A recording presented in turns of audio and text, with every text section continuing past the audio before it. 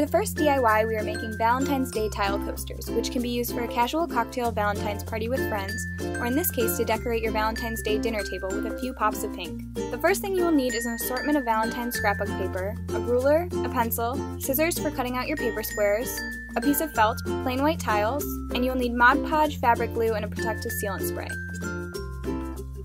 The tiles that I chose were 4 1/4 by 4 1/4 inch, so I measured about 3.75 by 3.75 inch for the paper square, and cut out a square from each scrapbook page.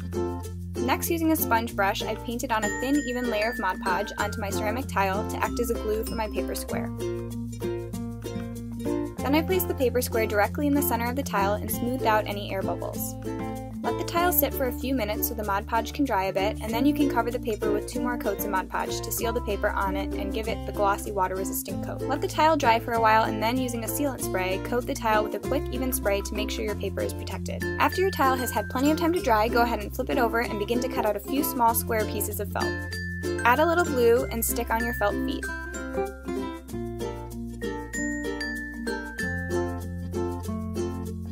And your coaster is ready for a delicious Valentine's cocktail.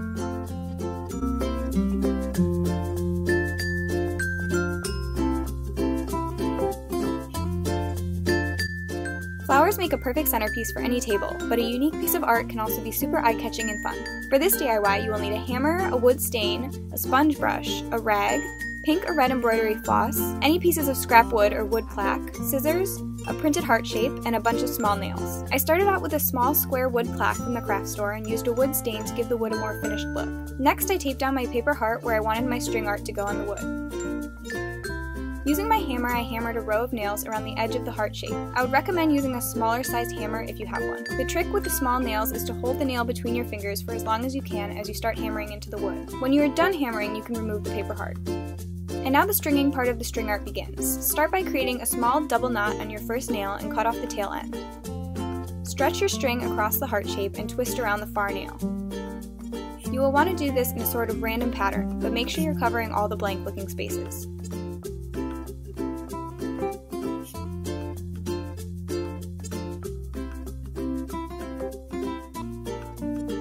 Keep going until you are happy with the amount of string, and then you'll begin finishing off the edge of the heart.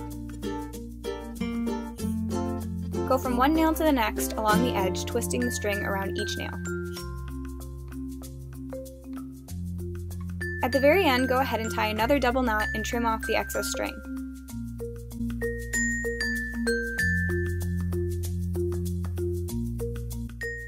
For this super simple DIY, you will just need some red cardstock, a pencil, scissors, and double-sided tape. To start out, look for your leftover paper heart from the string art DIY and place the heart in the top right corner of your cardstock. Trace the heart and then move down to the bottom left corner and make a small mark about 1 inch from the corner. This is where you will make the point of your cone.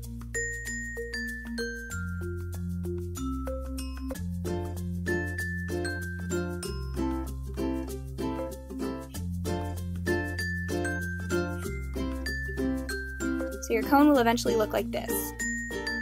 You're going to create the bottom portion of your heart on the front of the cone here. Set your heart shape on top of the cone and lightly trace the edges with your pencil.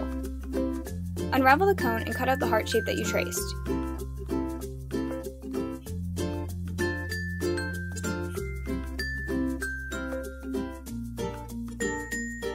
Your paper should look something like this shape now.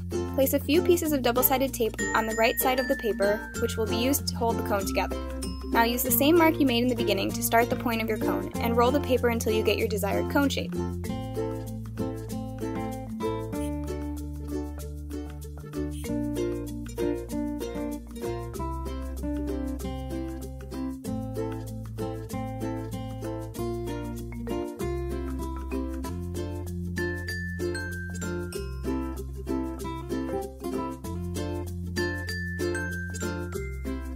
Now fill with your favorite Valentine snack and enjoy!